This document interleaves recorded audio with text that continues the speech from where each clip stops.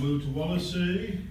I went to New Brighton, we called it Vaughan Road in those days, primary school. And I went to Aldershot Grammar School. Played for many years for Aldershot Old Boys, and yes, we did beat Coldy at times. Not often, I admit, but we did beat them, right? And then went to St David's College, Lampeter, and then eventually did a sports course at Aberystwyth.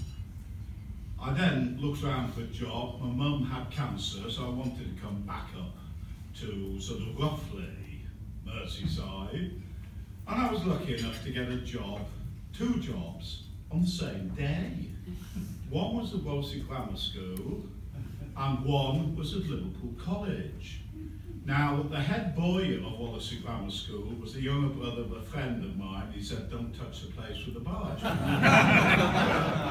On the other hand, I thought Molly Spencer was a brilliant man, a real gentleman. He did want me, I'm not quite sure why, but he said, "Oh, I got one person to interview, I can't let you know till tomorrow." But he went out of his way to interview that person and gave me the job. And that was 50 years ago. Now, yes, things were different then, and I will say different because it's very, very easy to stand up here and say, "Oh, well, in the good old days," you know, but they were different. As a historian, the one thing you've got to try and get through to your pupils or even your friends is that because something happened in the past, it was just different. Things were done. I mean, you take, for instance, slavery, which in Liverpool was a big thing. On the other hand, some of the worst slave traders, owners and things were the Barbary Corsairs from Algeria. Now, I sincerely hope everybody here would agree slavery is wrong. On the other hand, Algeria, I don't think has apologised to England for all it did, or Britain, for all it did to the British sailors who were chained to galleys for years. But that's history, and it's something, you know, that we've got to live with. Exactly the same with Liverpool College. I joined, and, you know, these things in skirts. Well, anything like that when I joined Liverpool College, right? We didn't actually have kids younger than about 7. We had David House, which was in Park Avenue in those days, and just below it was a sports field, which we rarely used for games, but we had the scout hut down there. And I see somebody grinning at me from one of the tables who spent a lot of time down there and was one of our really great scouts and later scout leaders. And I met another one on the stairs. Yes, I can see him now. You know, and at the Scouts, I really, really enjoyed myself. I want to get a couple of sad things over with first, and possibly just mention them because a few of the people have asked me. I mean, one David House teacher who I got on with very well, I used to go and do chess there, and I thought she was a great teacher, was Margaret Lindsay. And sadly, well, she died on college premises. A marvellous teacher, inspirational, you know, and, well, I say she was great. Another one who we lost on college premises effectively was John Desborough. And again, I mean, after we'd been there about a year, because I was asked by Steph Bailey to sort of look after him and see him in to the sports side. And I pinned him against a wall, and I said, if you say just once more that Liverpool College kids aren't like Worcester kids, I'm going to deck you. Now, after that, I did finally get him through to him. And I know how many sixth formers were in tears after John lost his life in a tragic accident which to this day, nobody knows 100% certain what happened. I mean, there's somebody, I think he's here, and I remember chatting with him at a swimming event a bit later. And, you know, we talked it through because he was actually doing the event that John was on. I was on a different event. And we don't know what happened. We never will. And the third sad thing, many of you have already mentioned it to me, is Dave Welsh.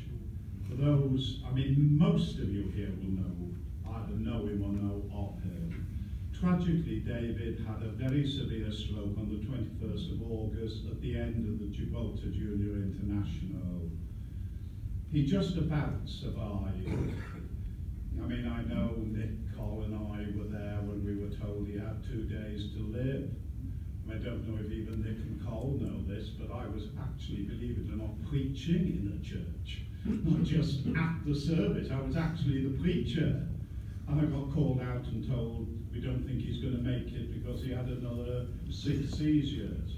But he did. Sadly, he's in the Arundel Park care home, totally paralysed down the right side with, I think, very little chance of recovery. On the other hand, if you're ever up in Liverpool, he'd love to see you. He can hold a sensible conversation. I mean, let's be quite honest, I've had to ask most of you who you are. So,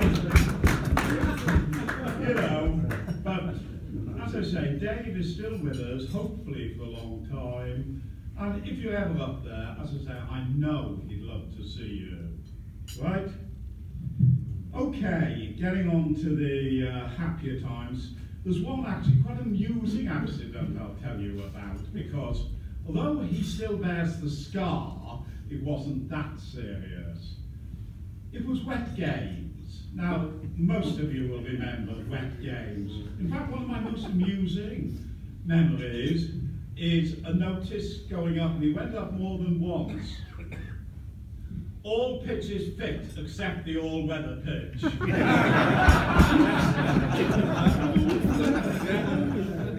Anyway, it was wet games, and 3C were not the easiest of classes to control during wet games, and certainly a few of you here were in 3C at one time or another.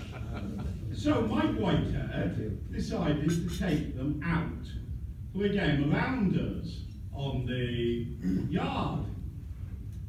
Now Mike decided to play backstop. Now some of you will remember the basketball posts, which sort of had a kind of triangular construction with a bar across the middle. And Mike is there ready to field the ball, but he missed one. He turns round, straight into the crossbar, blood everywhere. So, 3C, we had better do something. So they run in and find the first teacher they can, who happened to be Alan Webb. And Alan comes running out with them. Sadly, Alan was not very good with blood. Mike Whitehead covered with blood, he faints. We now have one teacher covered in blood, one flat out, and 3C thinking, what the hell do we do next? They got Molly Spencer, and Molly walked out, you know, took one look at it and said, oh, bloody hell. We'd rather put 3C off as well. Anyhow, he sorted it all out, but Mike still has the scar. Saw Mike just before Christmas, actually. I mean, Mike and Anne are still seen pretty regularly. John Williams, many of you will remember, he played with Housemaster for years. And he's another one I see regularly. Now, I said to Nigel, what do you want me to talk about? Well, he said, Liverpool College, just be yourself, Pete. Thanks, Nigel. You know, I was giving you a talk at Panama Canal. Well, you start at Panama City, you go through it, end up at Colon, and, you know, that's it. You've got to... Where do I start with Liverpool College? I'm not quite sure. By the way, I have not, I stress, I have not gone into the sweepstake of how long I'm going to talk. So I will not be looking at my watch, right? A certain person here, who I found it very hard to believe that the scruffy little Sterndale kid I knew would become the squadron leader. He has offered me 50% if I stop after 19 minutes 45 seconds. I absolutely promise I have no idea what time I started, so you're safe there. Time, keep going. Anyhow, right, so I ended up at Liverpool College. At first I was in the lower school, which was 9 to 13. I was actually a secondary school teacher, and very small children scared me. Well, I once went in to collect something from Hilary Taylor, who some of you will remember, and she said, "Oh, just look after the kids while I go upstairs." Well, Mr. Purland, you teach my brother. Mr. Purland, you taught my daddy. Mr. Purland, come and look at this. Sir, he's hit me. And I'm thinking, oh my God, Miss Taylor, please come back. And that is why James I of England could not rule England, although he reckoned as James VI of Scotland, he'd been a good ruler, because it's totally different. Teaching little ones, no thank you, 15-year-old scouts, no problem, not little kids. So, I'm 9 to 30, did history, games, PE, right? I served under 6 heads. History, I think it's a great subject. In fact, I think I've been a very, very lucky man. I love history. I still go on history holidays regularly. I mean, I went down to control a chess tournament in Berkshire at Wokefield Park, and took in 2 Saxon and 2 medieval churches en route. I do that, I love it. I genuinely do it. You know, and somebody's just said, you might remember taking us to the Welsh castles. But I remember going there with Martin Strauss, and I'd said something about Beaumaris, where they got rid of the village and moved it all to Newcastle on the other side of the island. And I said, oh, ethnic cleansing. And he said, oh, yes, you would say that, you would say that. And he said something to the custodian, who immediately, without any prompt, he said, well, it was an old age form of ethnic cleansing. That wasn't poor Martin. Was, Anyhow, yeah, we had some great trips. You know, we used to go to Iron Bridge. I don't know how many of you have been on those Iron Bridge trips. Yeah. Have we got any girls, ladies probably now, well, definitely ladies now, who were in the first lot who came from Highton? No, we haven't. Well, a bit sad, because there's a lovely story that John Williams, one of the parents, and I took the girls who had missed out on that trip, and we just took the girls, and we were staying at Wilder Hope Manor, an old haunted Elizabethan house. And John was telling them the story of the Major. There was one of the daughters who was actually called Major's Leap. And you know, he'd sort of fleeing from the Cromwellians, had leapt off Wenlock Edge, you know, and his ghost is supposed to still haunt it. Well, while John's telling this story, I had crept outside with a tankard. And the girls, as we knew they would, said, oh, can we just have a minute or two outside? And so they came out, and I'm just sitting in the dark going, oh. Well, those girls, and some of them were a very good sporting lot. They turned round, legged it in. Poor John, who, if you remember, wasn't the biggest of men, was absolutely knocked flat and trampled by these girls fleeing back into the youth hostel. You couldn't do it today, could you? Right? In fact, only half the stories, 3/4, I'm telling you, couldn't do. So head boy and head girl, don't worry, it won't happen, right? But it is great to see you. I see both, because when we first went co-ed, I was a bit worried.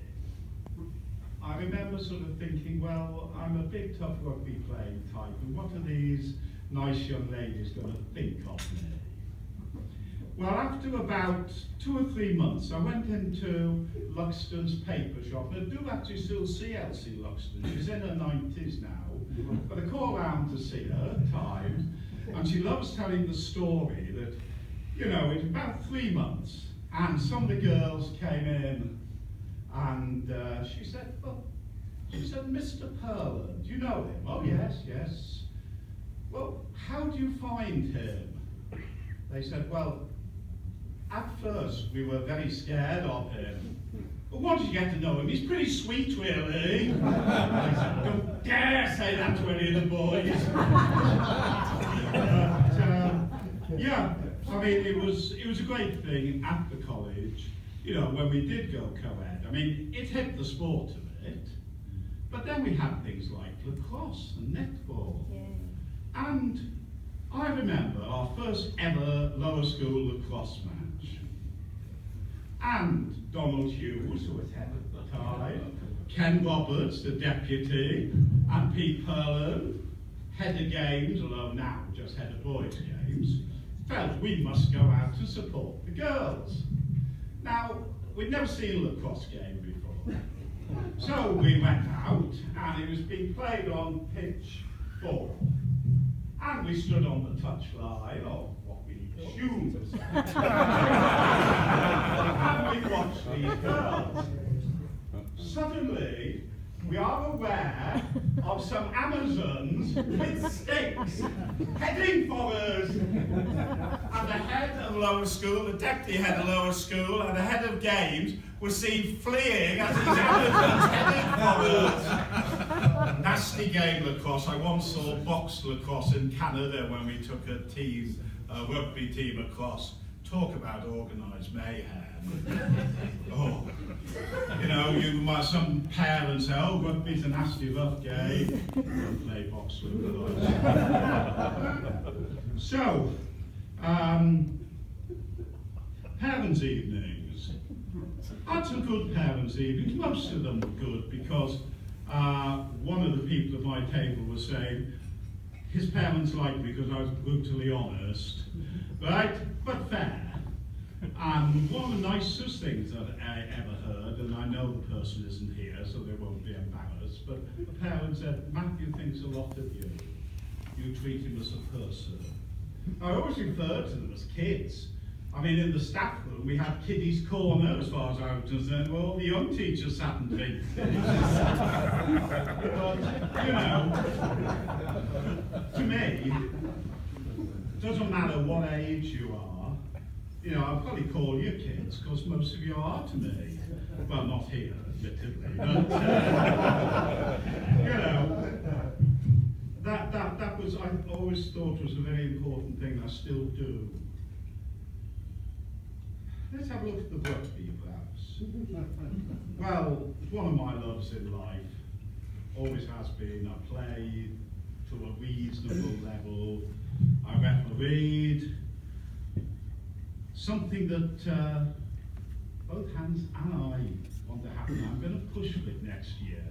I am now an assessor because my knees have gone. Hans is, I believe, a good up-and-coming referee. Yeah. Right? And when you look at some of the international referees, I mean, how on earth they can call themselves international referees. Right? But I want to assess Hans. Right? And we're going to work on that next year, aren't we? Right? Anyhow, for 30-odd years I took the under-12s. We had some cracking teams. Sometimes a week, I remember once we had a brilliant year They won almost everything in every sport. And you expected them to win, and to be honest with you, they had people with the physical attributes. I wouldn't say I made them a brilliant team, I didn't.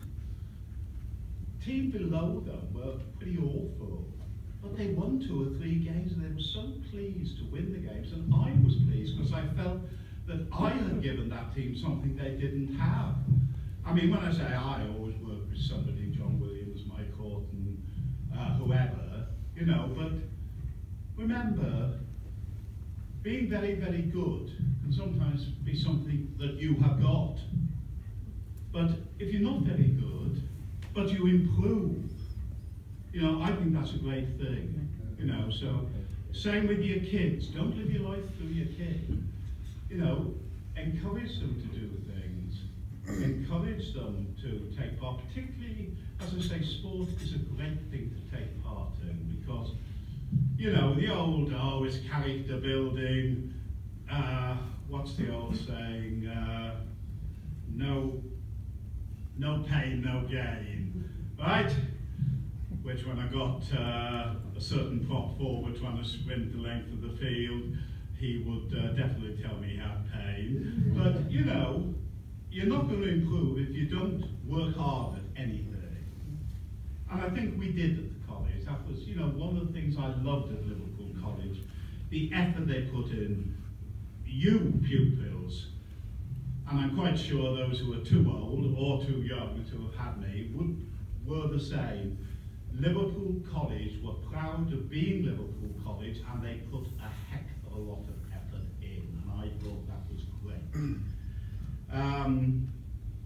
We went various rugby tours. We went to Stratford, and I can remember having an argument with the team, saying, the hotel is that way. They said, no, you go that way. So I said, I have got a very good sense of direction. It's over there. I was right. The only trouble is there was a canal between us and no bridge. So when I eventually got back, we went to Ireland, which I'd arranged through a friend. My God, were they laid back. We had a great time. We thoroughly enjoyed it. But I had all sorts of heart failure at the time, you know, before things took place. But it did, and it was great. We went to Carnarvon once. Now, some of you will remember Ian Roberts. Now, Ian Roberts was a lager drinker, and he felt that real ale was kid stuff. So, we're walking up to the Palace Vaults, Marston's pub, and he heard an altercation. He said, oh, it could be our kids, I'll go and have a look. I said, well, I doubted Ian, they're talking Welsh, but we still went and had a look.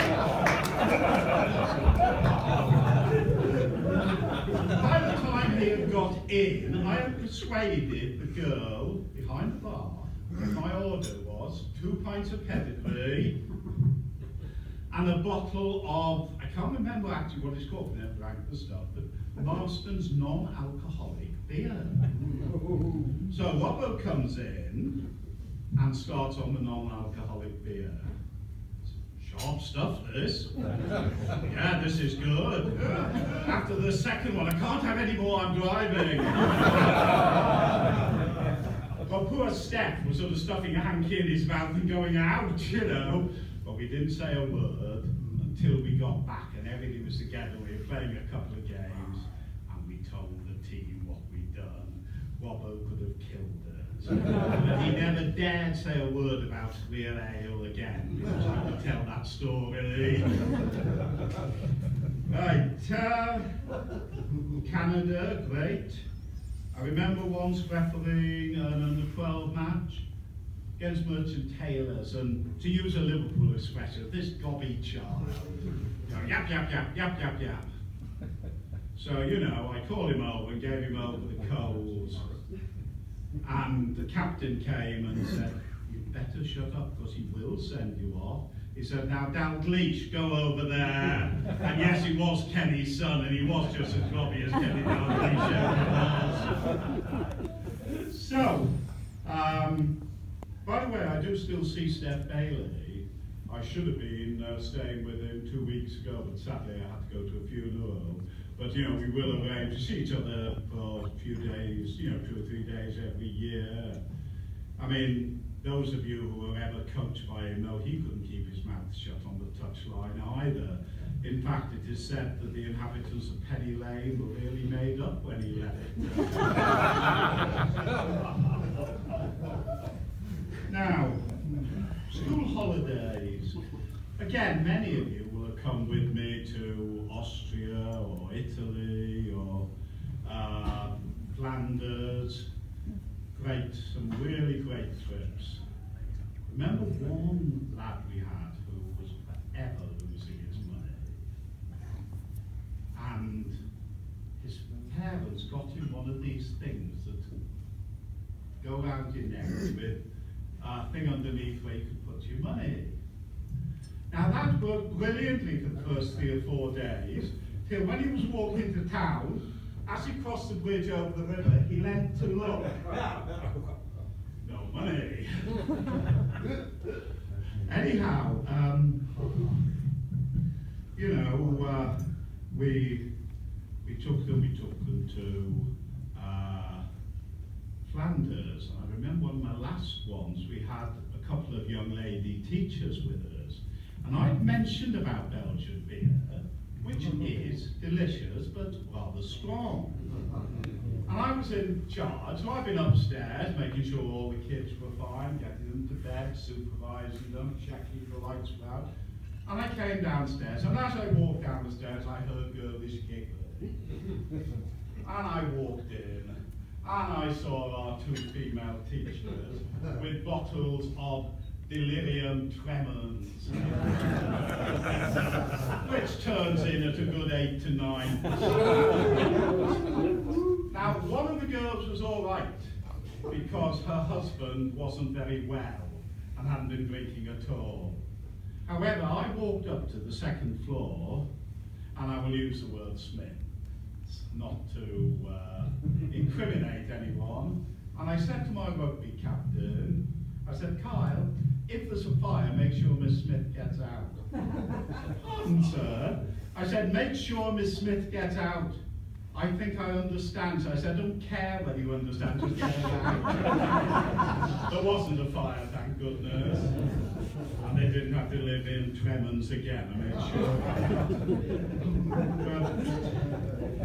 And another thing I got very involved with was school plays. I mean, I just had marriage problems, and Mike Whitehead was looking for a stage manager, so I volunteered.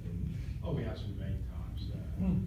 I wouldn't say Ken Roberts always thought so. We nearly killed him twice. I mean, on one occasion, we're doing passion, poison, and petrifaction, and they throw something up. They're looking for an anecdote of poison. And sort of some lime comes down. Well, there's been some sort of mix-up, and instead of 1 night's worth of lime up there were 4 nights worth of lime. And when the pupil pulled on the, well, nothing happened. Fortunately, Ken Roberts at this point stepped back to look up as I swung on the rope, and 4 nights of plaster cascaded onto the stage, causing a mushroom cloud, and God knows what would have happened to poor Ken if they'd hit him. I mean, another time he was prompting, I remember Dave had said to Ken, you've got to stand further back. I've got to set those flashes off. And he wouldn't. And in the